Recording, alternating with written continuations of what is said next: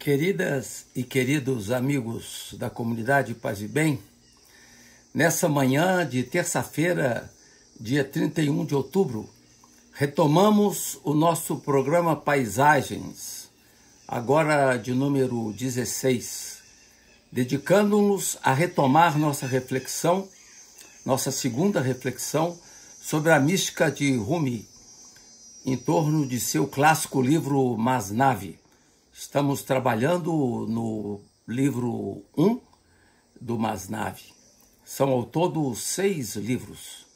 O livro vem composto de muitas histórias que servem de base para a formação espiritual dos discípulos de Rumi.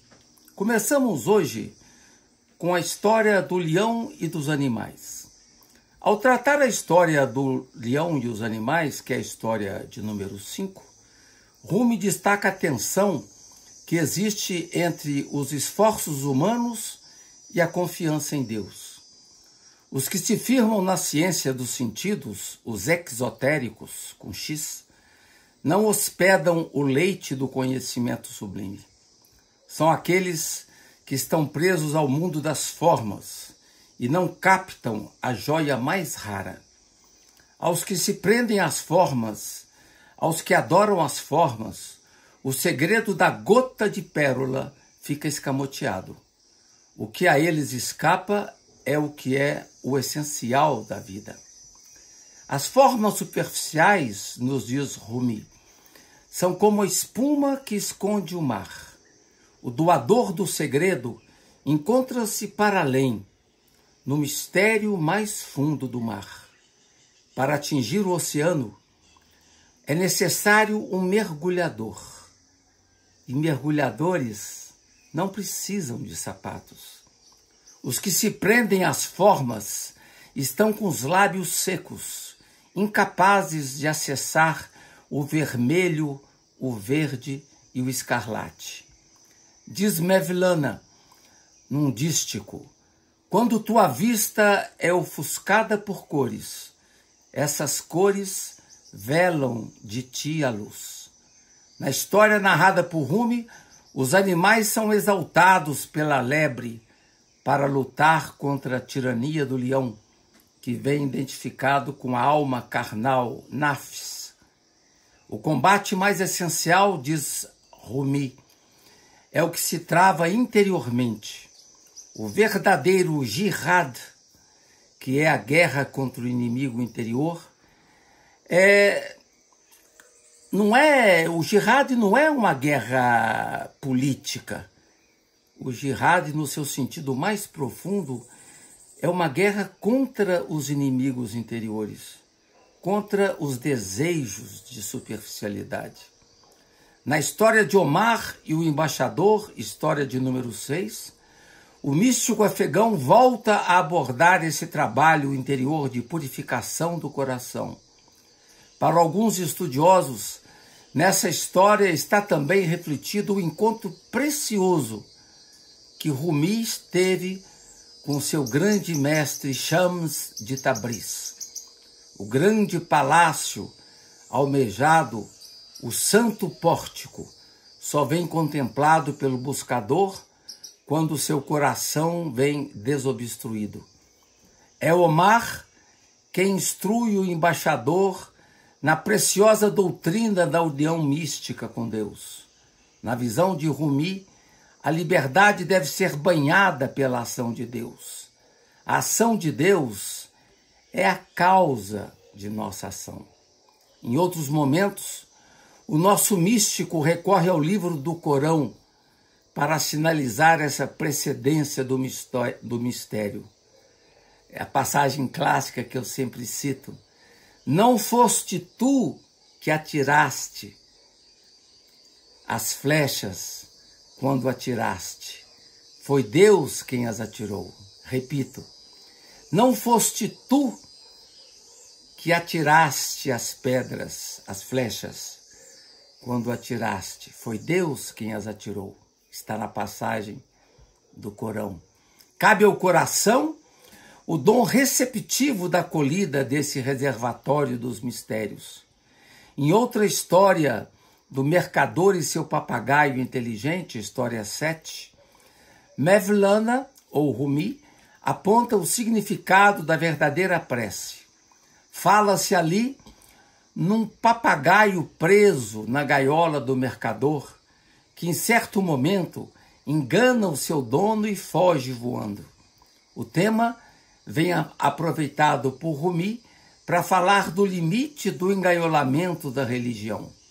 Aquele a quem o santuário da verdadeira prece é revelado, diz Rumi, considera vergonhoso voltar à mera religião formal. Para nós que estudamos a mística, esse é um dado muito presente nos autênticos buscadores espirituais. O que esses buscadores almejam ardentemente é o mar mais amplo do mistério, para além dos penduricalhos rituais. Com isso, muitos conflitos começam a emergir, sempre prejudicando os buscadores.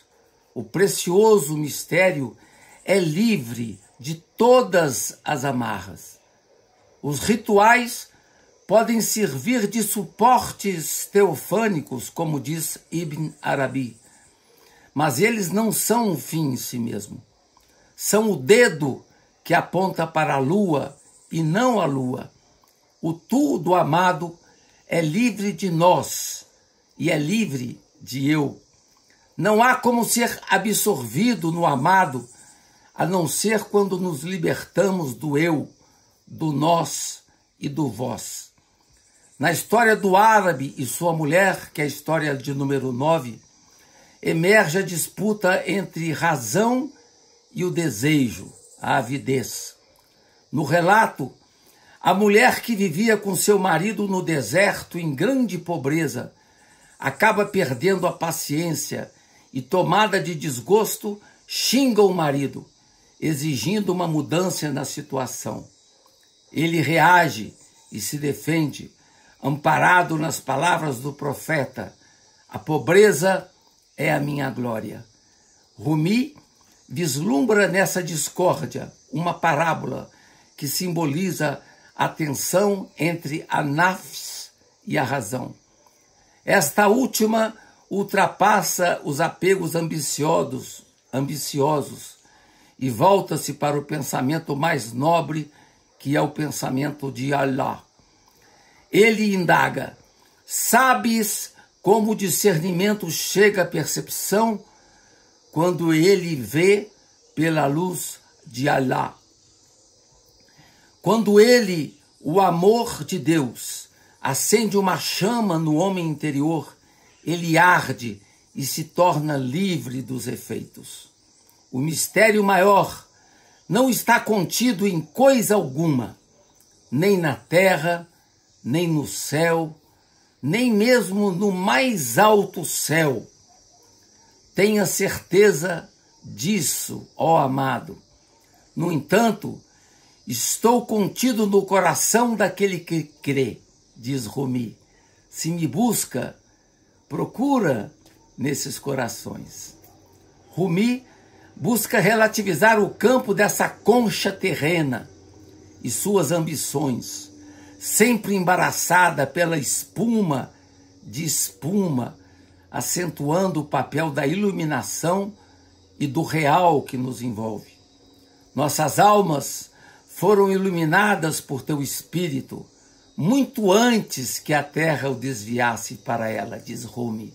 Eu repito, porque é muito bonito. Nossas almas, diz Rumi, foram iluminadas por teu espírito muito, muito antes que a terra o desviasse para ela. Há um tesouro enterrado na terra e cabe ao buscador dispor-se a ver. O mestre Mevlana nos adverte com essa história que a maior riqueza que existe para o ser humano é a visão do um. Quem vem tocado por essa sinfonia torna-se alguém adornado, como a rosa ou o lírio, e a primavera traz a alegria. Num poema clássico de seu divã de Shams de Tabriz, Rumi dizia que para mudar a paisagem, basta mudar o que sentes. O sufismo traz essa marca da alegria, como nos lembra Rumi numa passagem do terceiro livro do Masnavi. Em outra história, Rumi fala do leão que caçou com o lobo e a raposa. História de número 11. Há um momento no relato que o leão se enfurece com o lobo por falar em eu e tu e minha lebre. Para o rei da floresta, tudo pertencia a ele.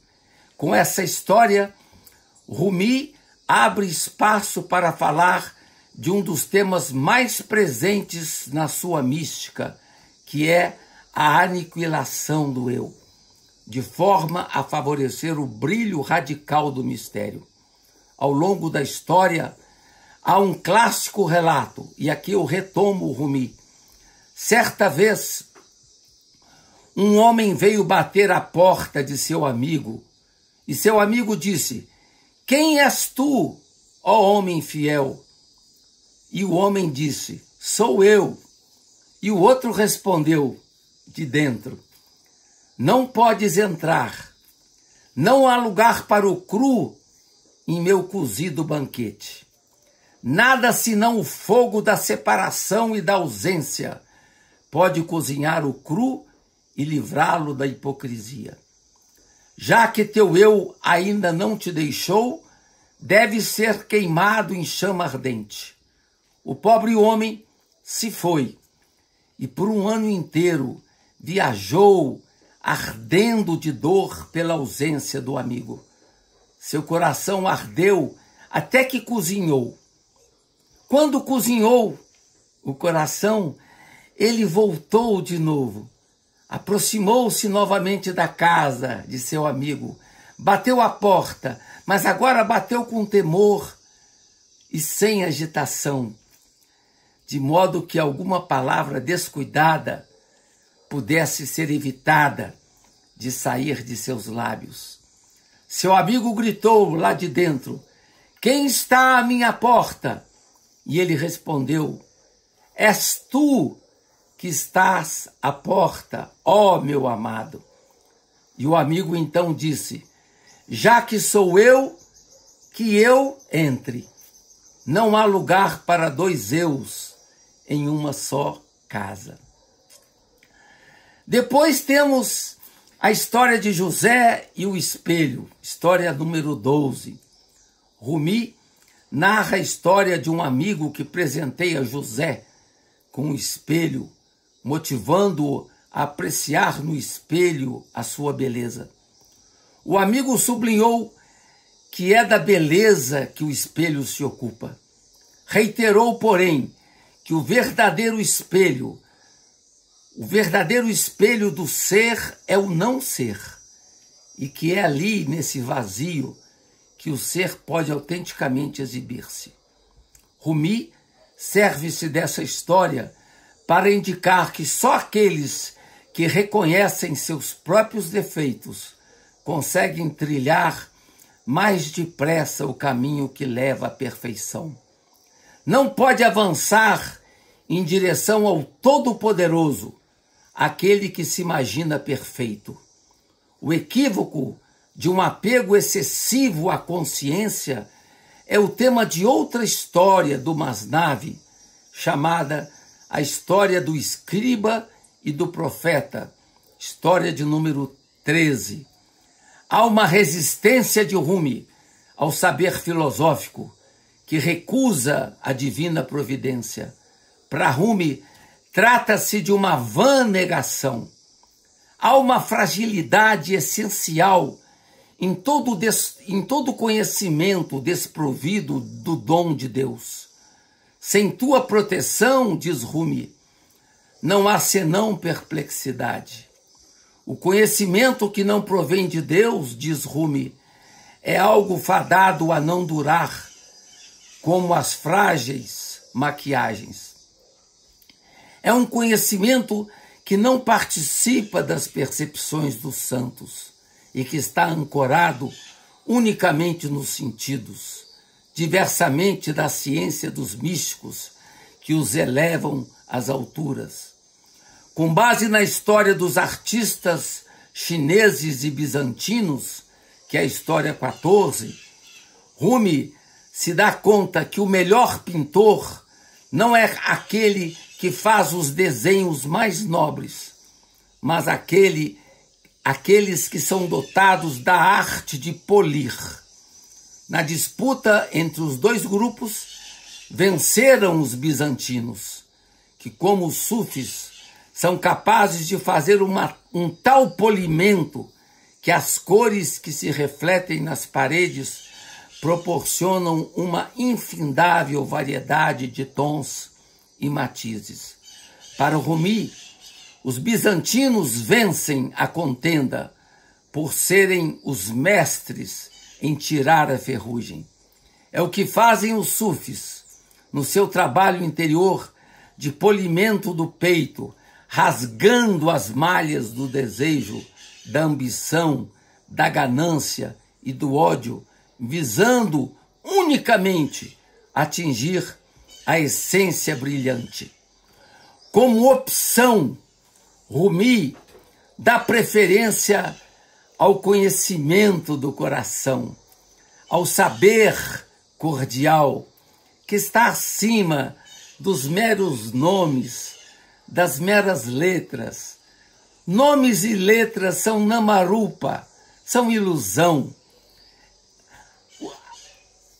O caminho é elevar-se acima disso tudo, libertar-se do eu, de um golpe só.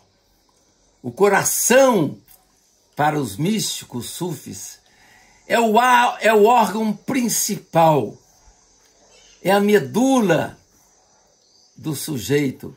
O coração é um órgão proteico e místico que está sempre em movimento.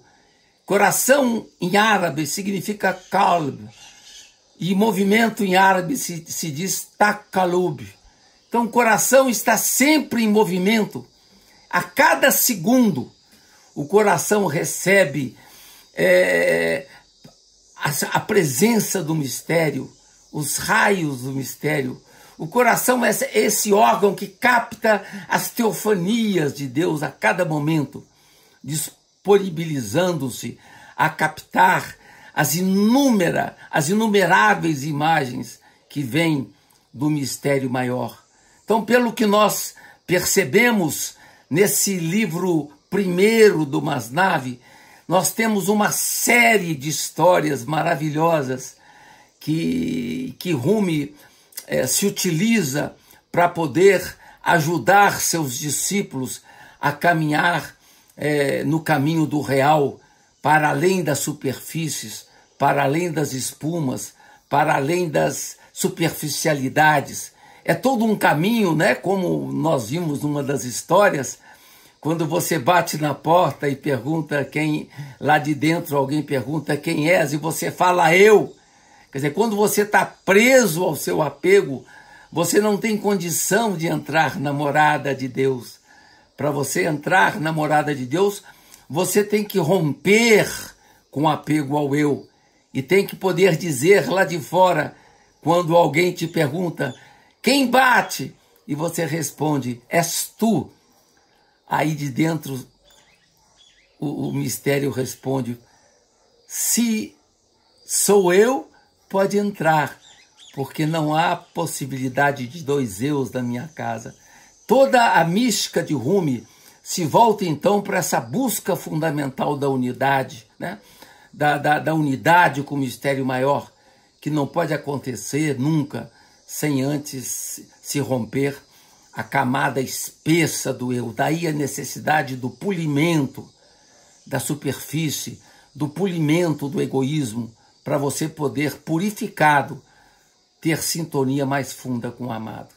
Com isso, amigas e amigos queridos do Paz e Bem, damos por encerrado mais um programa Paisagem e voltamos, se Deus quiser, na próxima semana, retomando o livro do Masnavi de Rumi, agora com o livro de número 2.